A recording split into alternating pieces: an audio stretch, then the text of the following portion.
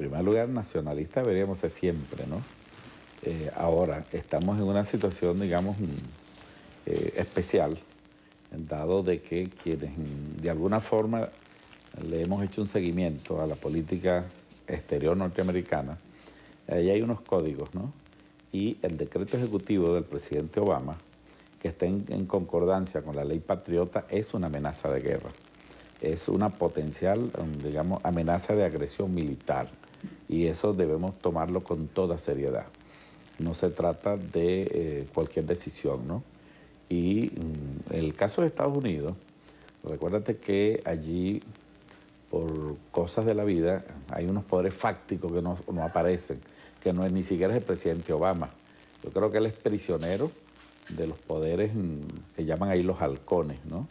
Que son una especie de logia fanática religiosa que ha tomado cuerpo y tomó el departamento, prácticamente el Departamento de Estado y el Pentágono en la era Bush, y todavía están allí, ¿no? Son los que determinan la política allí.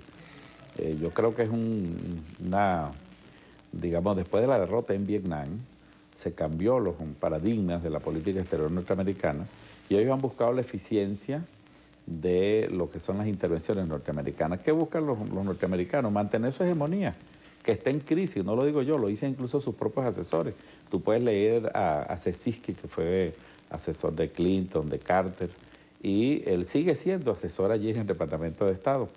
En la época de Bush, ellos lograron privatizar lo que era el servicio burocrático del Departamento de Estado y el Pentágono, y hay empresas que son las que controlan eso. ¿Y quiénes son estas empresas? El complejo militar industrial norteamericano, que son las que se enriquecen incluso con las intervenciones.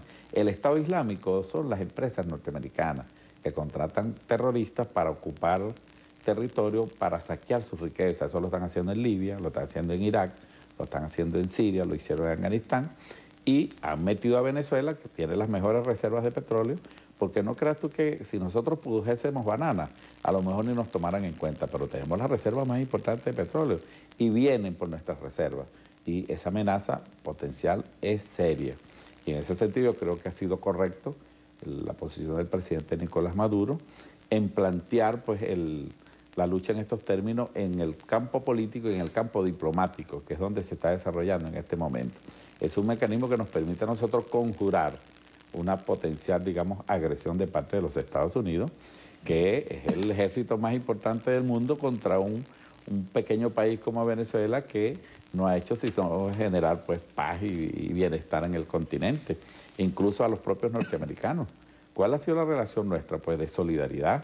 El presidente Chávez, cuando Katrina, bueno, fue el primero en pronunciarse, en enviar recursos, con el GT Oil, que es un mecanismo también de protección a los pobres de Estados Unidos. Esa ha sido la relación que hemos tenido con ellos. Pero quienes realmente toman las decisiones allí tienen una determinación anti-venezolana y tienen sus voceros en el Congreso. Tú perfectamente puedes ver el antivenezolanismo que desde años tiene el señor Díaz Balart, tiene Bob Meléndez, el señor Marco Rubio, la señora Ileana Ros-Lehtinen. Todo eso es lo que llaman el Tea Party norteamericano, que es esta logia de la que estoy hablando, y que son representantes del imperio, ¿no? El imperio no es Obama, el imperio son el emporio, ¿no?, petrolero norteamericano, las empresas del complejo militar norteamericano y otros factores, digamos, de poder que hay allí. Diputado, ha hablado de potencial agresión. En este plano de expectativa, ¿cómo tomarle el pulso a la historia que se está viviendo en el país? Que ya bastantes problemas a lo internos hay que resolver, para saber en qué momento este conflicto puede considerarse superado. El próximo 10 y 11 de abril tendremos la Cumbre de las Américas en Panamá y allí, por supuesto, habrá mucho interés en saber qué posible mensaje pueda ser discutido, qué posibles encuentros puedan surgir, incluso entre el propio presidente de los Estados Unidos y el de Venezuela, porque las firmas están solicitando que Obama derogue el decreto ya. ¿Cuáles son esos hitos o esas referencias que nos permitirán saber hasta qué punto esto se supera o se va superando? Mira, de verdad que este encuentro es muy importante. Yo quisiera verle la cara al señor Obama. ¿Cómo es eso que se va a reunir con los jefes de Estado y de Gobierno, con los presidentes de América Latina y el Caribe, sabiendo que mantiene el bloqueo contra Cuba, mantiene la colonización de Puerto Rico y, de paso, amenaza a la República Bolivariana de Venezuela. O sea, más mal vecino que los Estados Unidos de Norteamérica no hay. Entonces yo quisiera ver entonces cuáles son los términos en los cuales va a plantar su rostro el señor Obama allí. Ten la seguridad, porque esto es muy importante, con mucho coraje va a sobrar más de un presidente que se lo va a enrostrar en su cara. Esta cosa que yo te estoy diciendo, pues no estamos hablando de cosas que no están ocurriendo, ojo, y que no es nuevo. Venimos de la agresión que hubo en Panamá, la agresión que hubo en Nicaragua, la que hubo en Grenada, la que hubo en la propia República Dominicana para derrocar al profesor Juan Bosch e instalar a una dictadura allí. Estamos hablando incluso, que lo hemos olvidado, el asalto de Haití para derrocar al presidente Arístides, y eso fue con mercenarios de los Totos Macuti y los marines norteamericanos. Venimos de agresiones, Eduardo, constantes, y pareciera ser que quienes hoy gobiernan la política exterior norteamericana quieren imponer de nuevo la política del garrote. Pero este continente ha cambiado. Ya no somos el patio trasero de los Estados Unidos. Y con mucho coraje aquí se está construyendo también un bloque político bien importante que pide respeto, términos de igualdad y sobre todo de que las relaciones entre los países sean en términos de igualdad y en los términos del derecho internacional. ¿Qué pide usted público que pase en esa agenda, en ese escenario de Panamá? Mira, yo dudo que el señor Obama retire el bloqueo a Cuba y dudo que vaya a derogar el decreto de aquí al 10 y el 11 y en consecuencia pues creo que allí acuerdos no deben salir y documentos consensuados mucho menos. Y va a quedar plasmada allí la contradicción entre una potencia imperial muy inamistosa y lo que es el reclamo de todo un continente, de América Latina y el Caribe, todos nuestros pueblos que claman por respeto. Y ten la seguridad que el problema de Venezuela va a marcar la agenda, quiera el señor Obama o no, quiera el presidente de Panamá o no.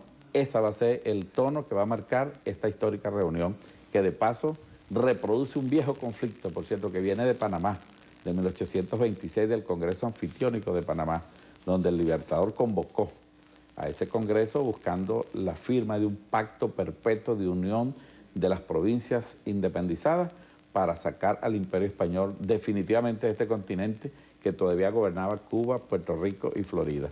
Bueno, los representantes estadounidenses que los invitó Santander sabotearon ese Congreso Anfitriónico y no se lograron los objetivos del Libertador.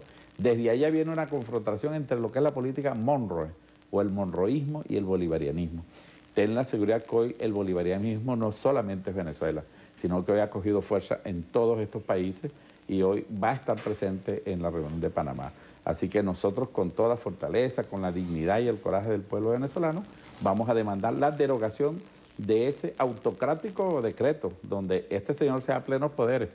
Parece a Carmona, no yo, Barack Obama, y bueno, y tú lees ese decreto, aparte de ser una declaración de guerra, se da plenos poderes ahora, sobre diputado, nuestro país.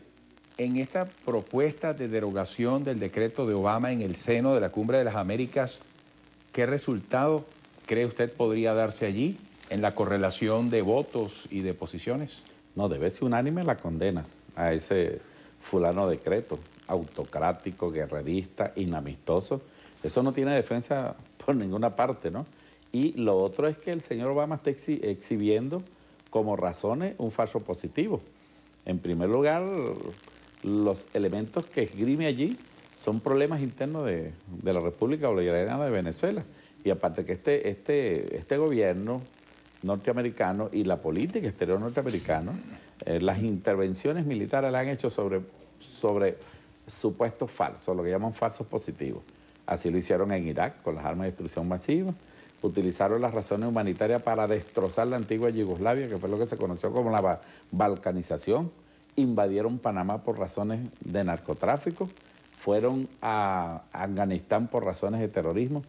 Todas esas razones han buscado de endosárselas a la República Bolivariana de Venezuela, utilizando para ello ONG, funcionarios y burócratas, medios de prensa que todos trabajan con ellos, ¿no? O sea, ellos fabrican, como dice, el motivo, ¿no?, para justificar. Y en cuanto a los funcionarios venezolanos, oígame esto, el decreto le está violando sus derechos humanos. Esos funcionarios que están allí tienen derecho a sus jueces naturales, Eduardo. Tienen derecho a la presunción de inocencia y a un debido proceso. Pues el decreto Obama de una vez los condena, él, sin mediar ninguna de estas cosas, que no es un problema de las leyes de Estados Unidos. Óyeme, esto está en todos los pactos internacionales. Y si vamos a hablar de derechos humanos, Venezuela ha firmado todos los pactos y convenios en materia de derechos humanos. Estados Unidos no ha firmado ninguno, para que tú veas la mora que tiene ese país en materia de derechos humanos. Entonces quiere convertir el juez, precisamente el violador de derechos humanos, quiere convertirse en juez. Nosotros tenemos razones, ¿ok? Tenemos moral, tenemos con qué, digamos, demandar la lucha que estamos pidiendo de que se derogue ese decreto y que definitivamente empecemos a respetarnos. El mundo está cambiando y el mundo avanza hacia un mundo plurio, multipolar, donde definitivamente la época de los imperios y de la hegemonía está llegando a su fin.